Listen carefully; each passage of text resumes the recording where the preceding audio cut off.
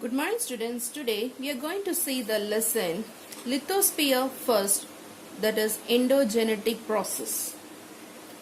We know that our earth is a unique planet in our solar system because only in our earth you are able to find out the living creatures are able to find out here. So this earth is divided into four spheres, that is the lithosphere, atmosphere, hydrosphere and the biosphere.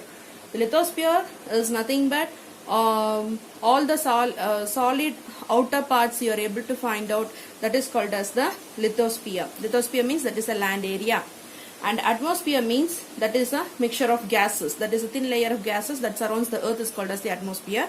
And hydrosphere means that is the watery part of the earth, that is called as the hydrosphere. Hydrosphere means that represents all the watery part like oceans, rivers, lakes, and water, power, seas, everything that comes under this hydrosphere. And next is the biosphere. Biosphere is nothing but where the life exists, that is called as the biosphere. And this spheres of the earth, usually you are able to find out our earth surface in a vast of how much area is covered means 510 million square kilometers, and four spheres interact in that. Already we mentioned the four spheres. In that, this four spheres is divided into abiotic spheres and the biotic spheres. Abiotic spheres is nothing but that is a non-living, like under this, which are the spheres comes under this means lithosphere, atmosphere and the hydrosphere. The lithosphere already said that it is a land area, atmosphere means all the mixture of gases, and the hydrosphere is the water part. And next is the biotic spheres. Biotic spheres comes under this biosphere. This biosphere means where the life exists. And this lithosphere is divided into two. That is the endogenetic process, that is otherwise called as the internal process, and the exogenetic process, that is otherwise called as the external process. In this lesson we are going to see the endogenetic process, and regarding that only we are going to see that. In the next lesson we are going to see that exogenetic process. So first of all we should come to know now next we are going to see that structure of the earth. The structure of the earth is divided into three. That is you know that is divided into three layers, that is crust, mantle and the core. This core is divided into outer core and the inner core. The crust, first we are going to see the crust. The crust is nothing but it is the outer layer of the earth, and it is like our skin of our earth. Okay, and how much it ranges means it ranges to 5 to 30 kilometers level. And this crust, it consists of it's solid and the rigid. The outer part is very solid and the rigid means it is tough. And the thickness of the crust, it comes under the below the quantities than the ocean floor. So the thickness of the crust, if you see, means it is more thickness you are able to find in the continents. Continent means that is a land area than compared to the ocean floor. Ocean floor means water area. And the crust is again classified into the continental crust and the oceanic crust.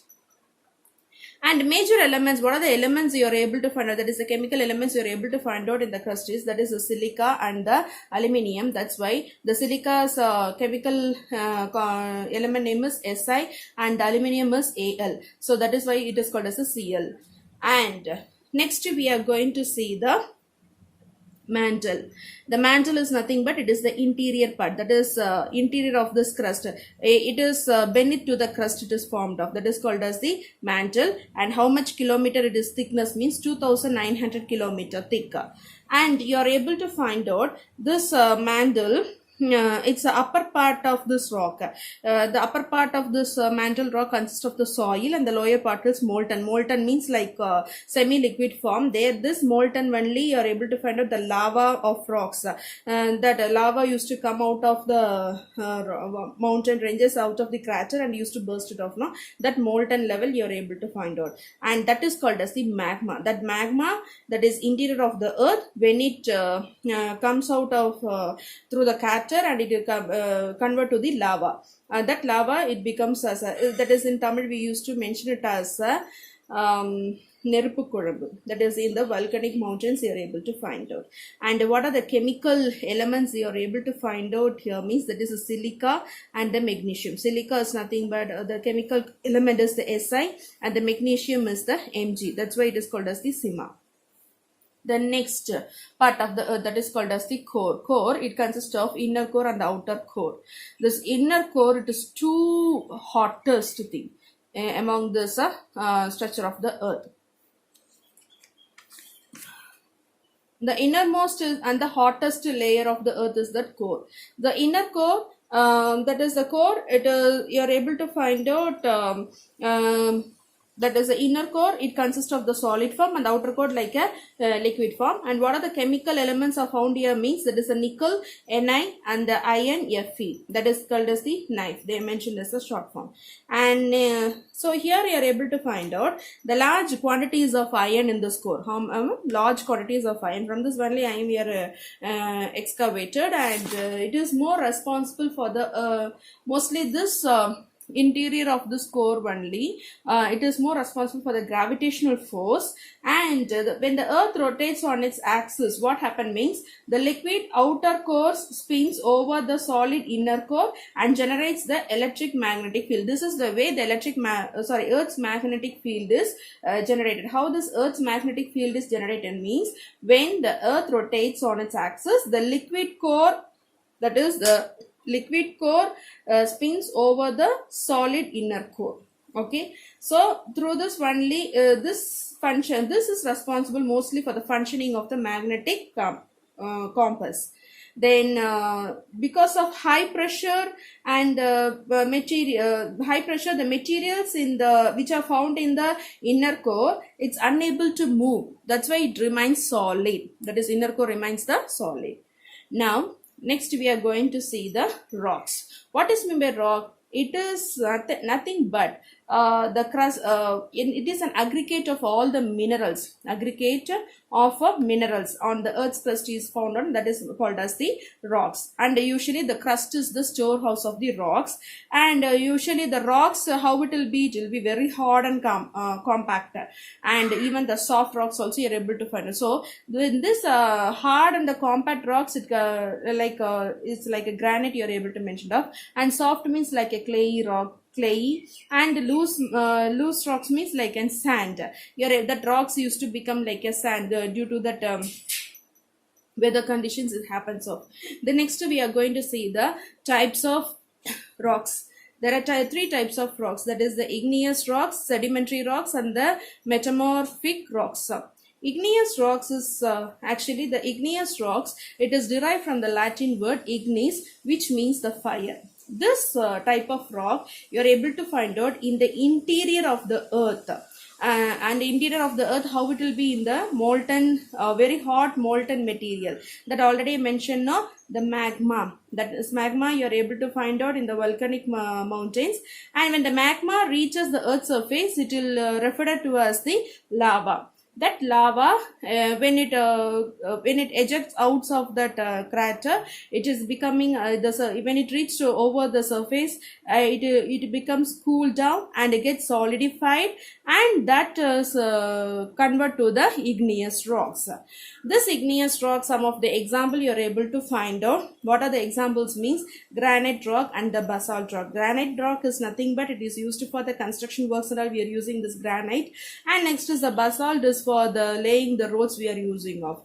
And this igneous rocks is called as the primary or the mother rocks, because why it is called as a primary and the mother rocks means, because other rocks are directly or indirectly is formed from this rocks. That's why it is called as the primary or the mother rocks.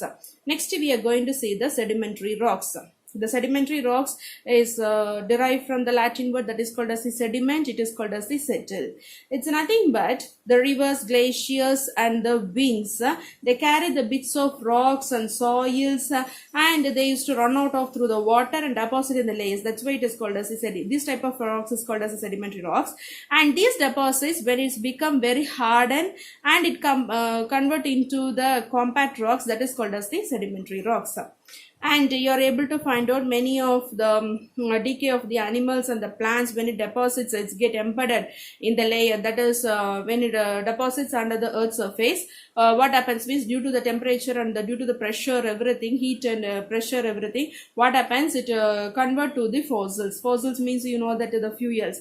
And that such type of fossils, for example, you are able to find out the Some of the examples of the sedimentary rocks like a sandstone, limestone, gypsum, coal. This and all comes under this fossils. The next is the metamorphic rocks. The metamorphic rocks, actually it is derived from the term metamorphosis. It is what is the meaning of that? Means change of form. That is when the igneous and the sedimentary rocks, when this igneous and the sedimentary rocks, it because of due to the very extreme heat and pressure, that it may undergo from changes from one form of the rock to the another character, one form to the another character. That is called as the metamorphic rocks. For example, when this what is a granite, it may transform to the gneiss, or limestone to the marble. This and all comes under this metamorphic rocks. The next we are going to see the internal process. Internal process, already I mentioned that it is an endogenetic process, and the forces, that is the forces that acts from the earth's interior towards the earth's surface, from the earth's interior towards the earth's surface, that is from the inside of the earth and it comes out of the surface. That is called as the internal processes, or otherwise called as the endogenetic process. And this for exogenic means that is external process, or the exogenetic process. What does that means?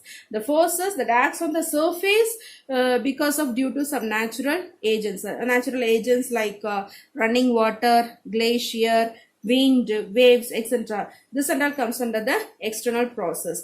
Actually, this external process, it tears the landscape down and into the relatively low elevated plains. That and all goes towards the very elevated plain area. This comes under this external process. Students, by this we are going to wind up. Remaining portions we'll see in next class. Right now, note down this assignment. Explain the structure of the earth. What are rocks? Mention its types. What is meant by sedimentary rocks? What are the internal and external process? Thank you.